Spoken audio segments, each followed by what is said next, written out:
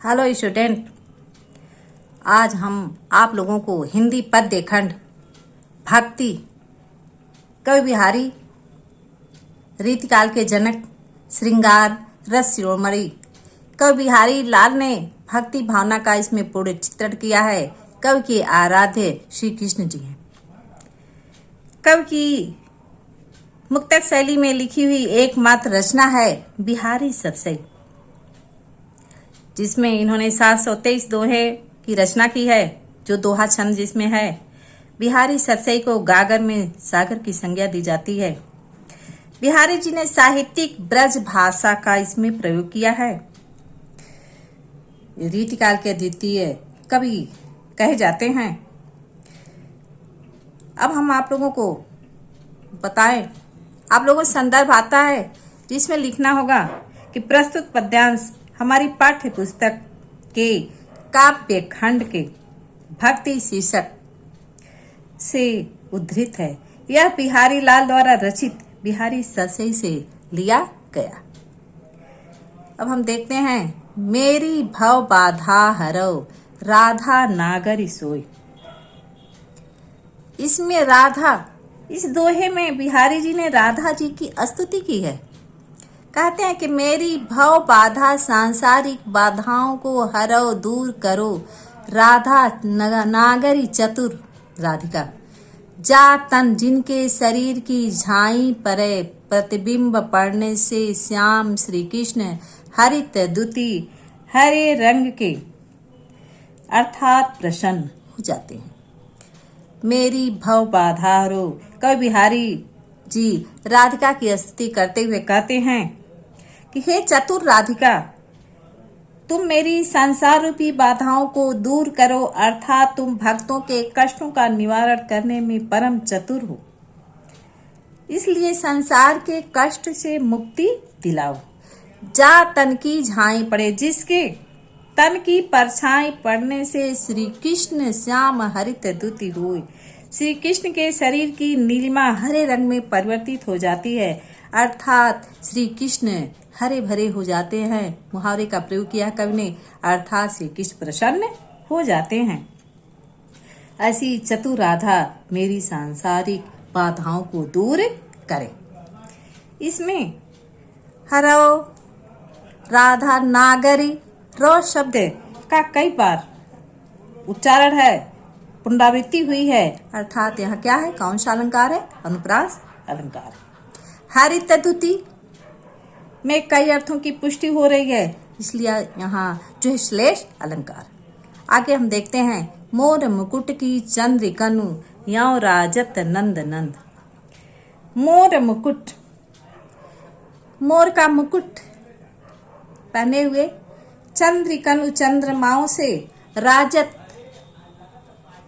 सुशोभित हो रहे हैं। नंद के नंद अर्थात नंद के नंद अर्थात श्री कृष्ण। मनु मानो अलंकार हो गया, मानो शशि शेखर। शशि शेखर चंद्रमा जिनके सिर पर है, अर्थात भगवान शंकर। आकाश प्रतिबिंब किए शेखर, शेखर शतचंद सैकड़ों चंद्रमा को धारण किया हो। इस दोहे में श्री कृष्ण के सिर पर विराजमान मोर का मुकुट जो है, उसका कवि ने सुंदर चित्रण किया है। कवि कहते हैं श्री कृष्ण जी के मस्तक पर मोर का मुकुट अत्यंत सुशोभित हो रहा है। राजत नंद नंद अत्यंत सुशोभित हो रहा है, और उस मोर के मुकुट में बनी हुई जो चंद्राकार चंद्रिकाएं हैं, देखकर ऐसा लगता है मानो भगवान शंकर की तुलना करने के लिए उन्होंने अपने सिर पर सैकड़ों चंद्रमाओं को धारण कर लिया है। सतचंद सैकड़ों चंद्रमाओं को धारण कर लिया है, अर्थात श्री कृष्ण के मस्तक पर जो मोर का मुकुट है, उस पंख का जो मुकुट है सैकड़ों चंद्रमाओं के समान लग रहा है। इसमें हम बताए हैं साहित्यिक ब्रज भाषा का तो प्रयोग है। मोर मुकुट शशि शेखर, इसमें दिया है शशि शेखर मोर मुकुट। इसमें कौन सा अलंकार हो गया? स की पुनरावृत्ति हो गई, म की पुनरावृत्ति हुई, अर्थात इसमें कौन सा अलंकार है? अनुप्रास अलंकार है। मन, मानो, जानो, ये शब्द का प्रयोग है, इसलिए यहाँ उत्प्रेक्षा अलंकार है। आगे हम देखते हैं, सोहत ओढ़े पीत पटु श्याम सलोने गात। इस दोहे में पीले वस्त्र पहने हुए श्री कृष्ण के सौंदर्य का कवि ने चित्रण किया है कि सोहत ओढ़े पीत पटु, सोहत सुशोभित हो रहे हैं ओढ़कर, पीत पटु पीला वस्त्र, श्याम श्री कृष्ण, सलोने गात, सलोने शरीर पर, सुंदर शरीर पर, मानो नीलमणि, नीलमणि शैल पर, पर्वत पर, आतप, आतप पर्यो प्रभात, आतप प्रकाश पर्यो पढ़ने से प्रभात प्रातः कालीन। अब हम अर्थ देखते हैं। बिहारी जी कहते हैं कि श्री कृष्ण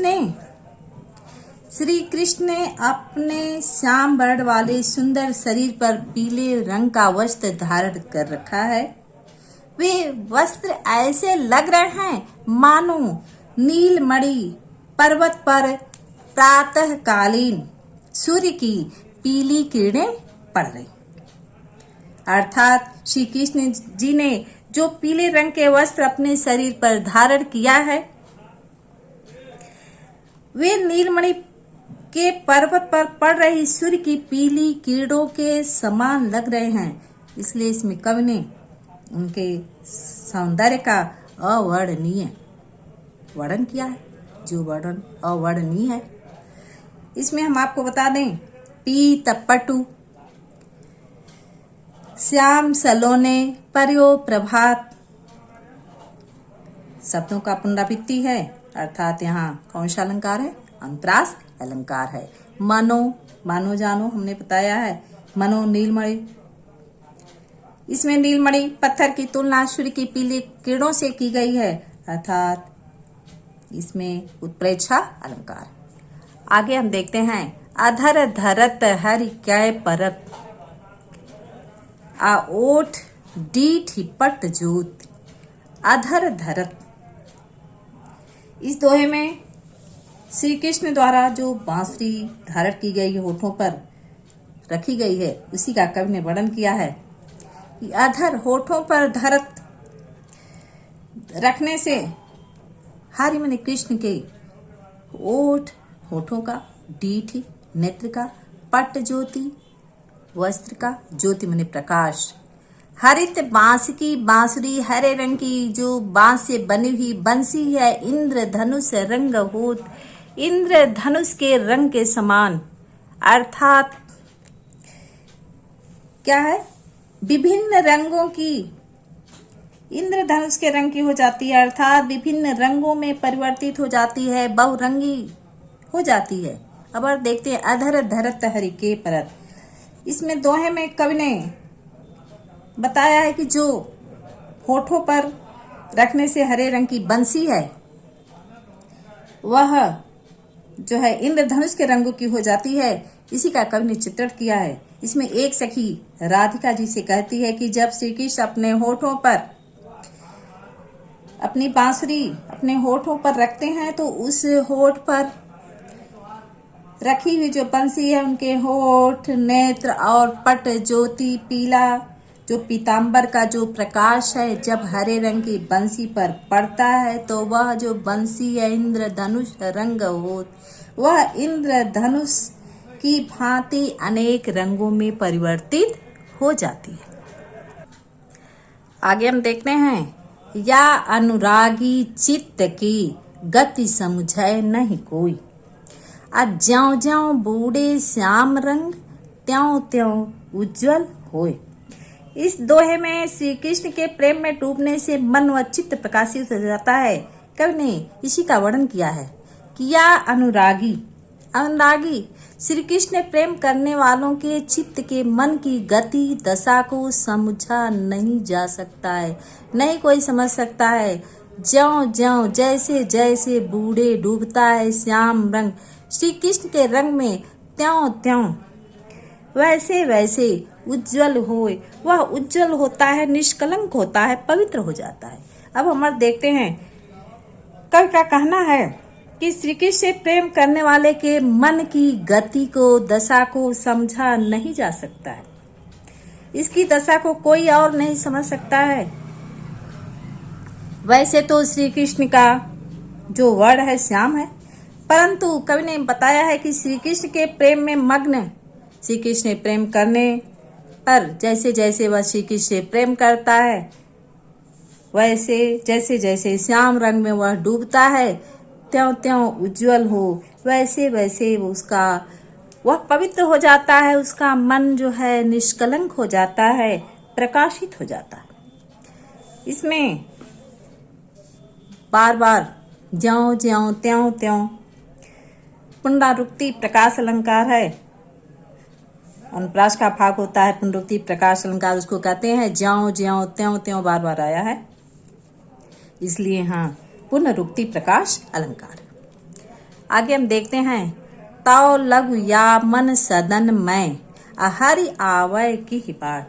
ताव लघु, जब तक मन रूपी सदन में, सदन मने घर, मैं का मतलब अहंकार, हरि आवे ईश्वर की बाट की, किस वाट मने मार्ग से आवे आ सकता है, बिकट जटे, जब तक बिकट जटे दृढ़ता से बंद, जव लघु, जब तक निपट अत्यंत हमेशा के लिए दी, खुटे न कपट कपाट, खुटे खुलेंगे कपट कपाट, कपट रूपी कपाट मने किवाड़, कपट रूपी किवाड़, यहाँ रूपक अलंकार हो गया।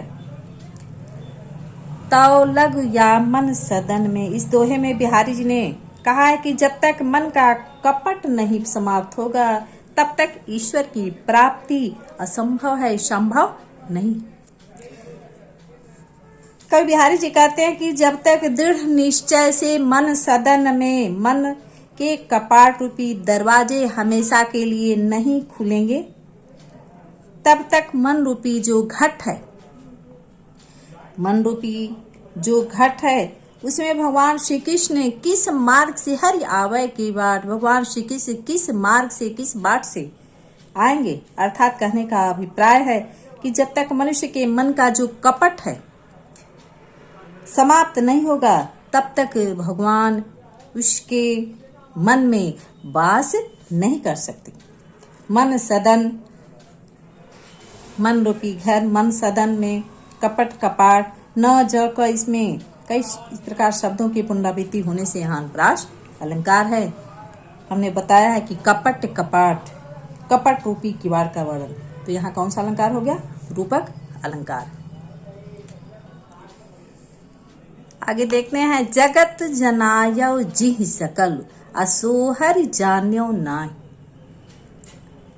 ज्यों आँखिन सब देखिए आँखिन देखी जाए। इस दोहे में कवि बिहारी जी भक्त को समझा रहे हैं, उन्हें बता रहे हैं कि परम सत्य क्या है, ईश्वर को जान लो तभी तुम्हारा कल्याण है। कहते हैं कि जगत संसार को जनाया, समझाया, अवगत कराया, जिह मने जिसने, संकल्प मने संपूर्ण, सो हरि उस ईश्वर को जानो नाही नहीं जान पाए।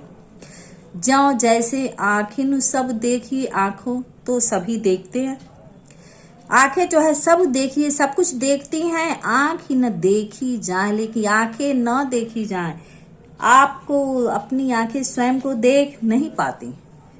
कवि बिहारी जी कहते हैं कि तू उस ईश्वर को जान ले जिसने इस संपूर्ण संसार को जानने का अवसर दिया, संपूर्ण संसार से अवगत करा। अभी तक तूने उस ईश्वर को नहीं जाना, उस हरि को नहीं जाना है।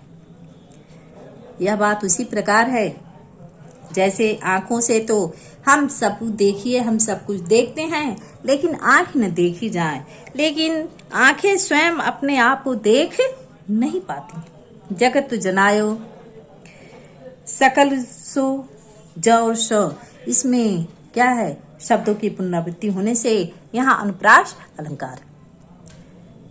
आगे हम देखते हैं, जप माला छापा तिलक सरय न एकव काम। जप जपना, माला माला फेरना, छापा तिलक टीका लगाना, सरय न सिद्ध नहीं होता है एक भी काम।